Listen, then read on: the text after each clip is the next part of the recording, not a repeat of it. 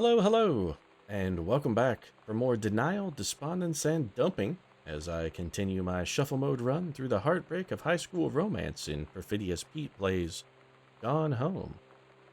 And Denial, Despondence, and Dumping do kind of seem to be the order of the day. When Sam told Kaitlin's mom and dad about being in love with Lonnie, they responded with denial, claiming her sexual preference is just a phase. As Sam realized that her time with Lonnie was coming to a close, she seemed inconsolably despondent, and Lonnie, for her part, seemed more than willing to just straight up dump Sam out the window like a sack of trash left over from a McDonald's drive-thru visit, in order so that she could join the army don't ask, don't tell, hassle-free. And if that's the case, that bitch Lonnie better hope she gets deployed overseas, either that or start sleeping with one eye open, because if she broke Sam's heart, I'll hunt her ass down and stake her out for the crows. Nobody fucks with Kaitlin's family. Not even her mom, who may be sleeping around with Ranger Rick from work. And don't think you're getting off easy on that one either, Mom, because if you're cheating on Pops, I'll stake your ass out for the crows, too. You want to jet because you're down with someone else? That's fine, you can jet on the relationship, but do it properly, get a divorce. That's one thing. Cheating? That shit doesn't fly, Mom. That shit doesn't fly. And I'm going to start a bit of a rant here, because I have to say that I'm waiting and hoping, sort of, for a third act twist on this one. Because if this story ends with Sam running off brokenhearted, Mom and Dad splitting the sheets, and Kaitlin coming home to an empty house, and kind of a broken home, I'm going to be really sort of disappointed. I mean, sure, you can never go home again, and the title kind of seems to imply that, and, yeah, the world is a vicious, ugly, often uncompromisingly shitty place, but you know what, Gone Home? I don't really need you to remind me of that. I mean, the world reminds me enough of that already every single fucking day, and escaping that viciousness, ugliness, and shittiness is exactly why I'm playing this game in the first place. And I'm not trying to say that every story or every work of art has to have a happy ending, because it doesn't. Some of the best and many of my favorite stories are tragedies. I love tragedy. But to be a good tragedy, the work also has to provide something else. There has to be either some didactism or some catharsis, because without those elements, the tragedy sort of just lacks purpose. And at that point, purposeless tragedy is, I mean, you might as well just start tossing kittens into a blender. And I really, really sincerely feel that if this game turns out to be that sort of thing, it's such a waste of craftsmanship and effort on something that's, to build this much time and work into something that's basically ends up being so crass. All right, so Possession and Exorcism, we got Christine Quinn. I'm just checking out the last few things here. There was a secret panel there that we hadn't checked out before. Christine Quinn guides the reader through the detection of spirit possession in oneself and others, the release and displace of trapped spirits, and procedures involving in successful exorcism. The healing of lost souls is a particular focus. Allowing loved ones and local entities to move to the next plane is sometimes the core of a spiritual cleansing. A fascinating exploration of the process connecting us to the other side with real practical value. Dr. J. Hallcroft, Eurydice. Dr. J. Hallcroft, so he was talking about Eurydice, the play, and not Possession and Exorcism? It seems really weird to put a blurb about a different work of art on the back of a book. Anyway, what are you? Take attic key. All right, so we have a key to the attic. Excellent. All right. The sunset light in this house is the saddest thing I've ever seen. So Sam's clearly depressed. When I'm in the attic, it almost feels like Lonnie could still be here. All right, so Sam did not go with Lonnie. I'm just waiting to hear her pull down the hatch and come running up. Maybe I'll go up to the attic and wait. Okay, I gotta say, if we go up to the attic and Sam is up there having killed herself, I'm gonna be real upset with this story, because that is throwing kittens into a blender. You might as well have just gotten a nice, big, expensive, like $2,000 food processor, whipped the top off of it, plugged it in somewhere, whipped the blades up to full speed, gotten a litter of kittens, and just started fucking them, chucking them in there. Because this is pointless tragedy. It really is. What's the lesson here? What's the moral? What am I supposed to take away? What kind of catharsis does this provide me? The Greeks knew that tragedy has method and structure, and this is not following with that. Where's the lesson? What's the didactic act? What are you trying to say? Nutrition recommended 6 to 11 servings of grains per day. Get started with Honey Snap cereal. So why is there a box of cereal in the exorcism room? Was the cereal haunted? Is that what we're getting at here? I mean, all right, so we get some, I wonder if I can, I guess I can't use the chalk. So candles, all right then. Why is our mortar board, oh, never mind, it's not a mortar board, it's a picture. I'm guessing this is Uncle Oscar then, probably? Yeah, that's Uncle Oscar, let's just put that back. What are you? Grab a name tag. Oscar at Mason's Pharmacy, okay. So that is Uncle Oscar. All right, well, the exorcism room is delightful, I guess. A couple things we still have to do. We hadn't checked this out. It was marked on our map, but we've checked that out now, and leads me to suspect that my sister may have committed suicide upstairs in the attic. I'm going to be really bummed if that actually turns out to be the case. So we've checked all of these. We checked the entire basement. We didn't check this panel, and also Sam's locker we have not yet looked in. So we still do have a few things left to explore. Let's go check out the locker. You better brace yourself, Kaitlin, because I have a feeling that this story is not going to end happily for you. I really do, and I gotta say, senseless tragedy, there's a reason people call things like that a senseless tragedy. It's because tragedy should not be senseless. Alright, where's the panel we can open here? Oh, here it is, okay. Set that down there. So we got a Ouija board. Okay, standard good old Ouija board. Looks like nothing special there. Let's put that back. We have a pen. Combo scrap. Alright, so we now have the combination to Sam's locker. Excellent. And what are you? Hello, hello. Who are you? Oscar. What do you want? To come by. I think what he was trying to say is to come, bro. But he misspelled it. He was trying to say, what do you want? I want to come, bro. What does everybody bro want, man? Every bro wants to come. Come on, man. Who doesn't love a good orgasm? Alright, so let's go check out Sam's locker. How do we get the combination here? It is 1051. Okay.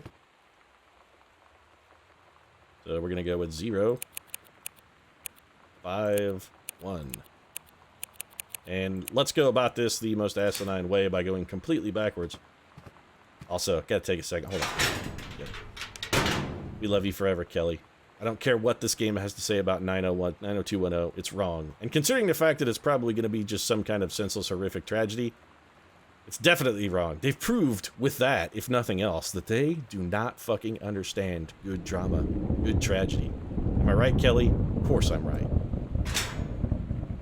Jenny Garth, completely unappreciated. Alright, so what do we have here? A picture of Lonnie with her freshly dyed hair, I'm gonna guess, in 1994. Alright. Lonnie came over today, but everything was different. She was sitting at my desk chair, and she wouldn't look at me. Finally, I asked her what was going on.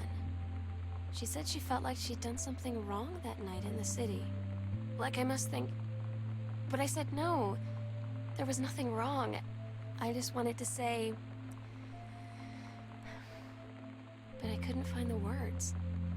I felt like I was gonna cry, but I wasn't sad. She got up and sat next to me on the bed. Ah, so this is like a missing piece that we had back where we filled it in that Lonnie and Sam sort of declared their love. Do you think you could ever... And that's when she kissed me.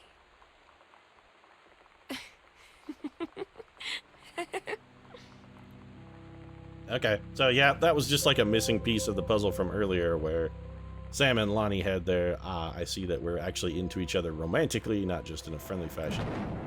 Secret smoker, huh? Oh, you rebel, Sam, you rebel. Also, Morley's, the same brand of cigarettes smoked by the smoking man in the X-Files. Very nice, that's a good little drop there. Right, what is this?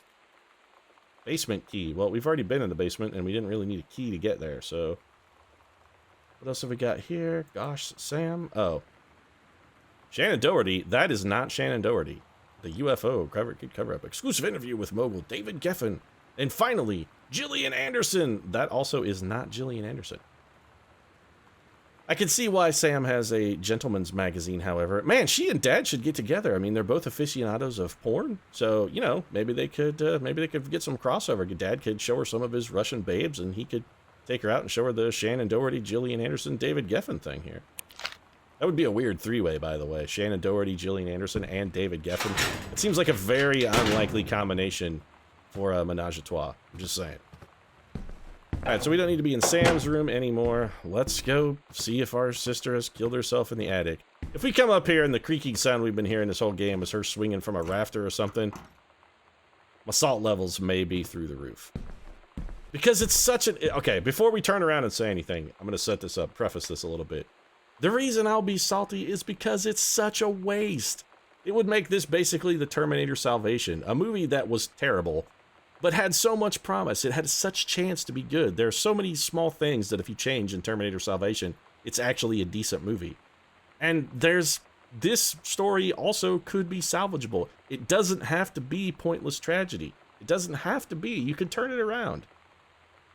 Oh, come on, Gone Home. Don't disappoint me on this one. All right? Don't disappoint me. All right, let's do this. I like that everything is screened off by boxes, so you get a moment of potential mystery. Alright, so we got some old Christmas decorations, a whole lot of nothing, Sam's darkroom covered in red lights, and there's a corpse around the corner, I'm gonna guess. Dead body somewhere. Oh, there is a sleeping bag. Interesting. What is the drawing of? Sam, I always remember what we had. Stay strong. She broke the locket. Well, that's just fucking heartrending. Oh my god. Katie. Or? I fell asleep in the attic, in Lonnie and my old spot, and I missed the first 2 calls. I just barely caught the 3rd one before the machine got it. Lonnie called. And it Okay. was Lonnie. On a All right, payphone. so Sam is not dead. Good, she didn't hang She'd herself. been on the bus to She went to basic, be with her and lover. She Good. said she couldn't think of anything but me and us, and that she couldn't go through with it, with the army and being apart and all of it. Aha. And so she got off the bus in Salem. She said, "Sam, I want you to pack up everything you can and get in your car and come find me. And let's just drive. Yes. Until we find somewhere." All right, For so a little us. triumph here. Not a tragedy. Good. Well And done, she Gone asked Home. me if I could do that. And I said yes. Yes. All right, good. Well, mystery solved then. I guess we might as well look at the rest of the attic. I'm guessing it's just going to be largely pictures of Sam and Lonnie. Good. All right, so our initial assumption that Sam just ran away to be with her girlfriend was totally correct. Of course, that doesn't really help Mom and Dad's potential broken relationship and the fact that Mom's probably cheating on Dad with Ranger Rick. I mean, that's still pretty unfortunate. Some alkali fixer. This is all stuff for, yeah. The old school development of actual photographs back when people took pictures on film as opposed to digitally. Back in the day when photography kind of sucked. And it's a picture of the ROTC uniform. That's good. Was this more fixative? Yep, that's all right. More photo developing ideas. Sam and Lonnie with their necklaces. Man, you really got to do your nails, dear. That's some unfortunate level of chipping right there. That's not cool, man. Unless you're going for sort of like a ragtag kind of cyberpunk design, in which case, well done. That probably took you a while. We got here, badly overexposed picture of Lonnie and Sam. Yeah, we can check out the drawers. Empty. I'm guessing everything's going to be empty. I mean, we've largely solved the mystery here. Just photo paper. It's 36 count, 8 by 10 inches. All right. So, I mean, that's some not inexpensive stuff there. Sam has a fairly pricey hobby, developing photos on an 8 by 10 stock. She could have made a pretty good little mint back in the day, turning that out. All right, let's see if we got Mom's secret journal of Mom is sleeping with Ranger Rick. Read letters to Katie. Well, let's check it out. Do not read if you're not Katie. Oh, is that it? I'm so sorry that I can't be there to see you in person. That's all right. I understand. You're I off can't with your tell you woman. all this myself, That's cool. but I hope as you read this journal and you think back that you'll understand why I had to do what I did, and that you won't be sad. Oh, I'm actually quite stoked. You're happy. Just know You're gone. That's fine. that Everybody I am wins. where I need to be. Go enjoy being with your lady Love you love. so much, Katie. I'll explain to Mom and Dad. I mean, sure, it's going to be an uncomfortable conversation for me. Thanks for foisting that off on me, by the way, but I'm your sister. One of the things I got to do. Don't try and make me listen to Bratmobile as the closing credits roll, however, because Bratmobile is awful. Yeah. Still, fantastic game. I'm well pleased with the way that ended. Nicely done, FullBright Company. An excellent experience, a good story. I had a great time with Gone Home. And that's going to be the end of Shuffle Mode. So we've got this round wrapped up. We'll be back next time, of course. More Shuffle Mode, more shuffling. Little voice actors. Did Katie ever actually speak? I don't remember ever hearing Katie speak much. We can take a look at the credits roll here. But we'll be back with another round of Shuffle Mode. What will we be playing? Honestly, I have no idea. We haven't run the shuffle. The music of Heavens to Betsy, Bratmobile, and the Youngins. Yeah, maybe those guys could head back to the garage for a little practice Chris Remo. Or maybe you should have found some bands that didn't work for 8.5 cents.